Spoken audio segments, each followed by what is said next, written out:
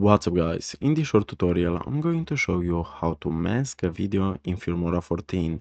So the first thing that we need to do is to bring the video that we want to mask to the timeline, like so. Then what we want to do is to select it and we're going to go to mask. As you can see now, no mask is applied right now, but to apply a mask, all you have to do is to click to 1. As you can see now, we can choose the position of our mask. Also, we can change the size of it, like so. We can change to circle, for example, or you can choose other elements, like a heart.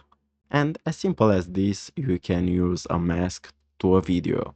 Also, you can play with the settings, with the position, with the blur strength, if you want to do something like that or not. Also, you can click on invert mask and you can do something like this.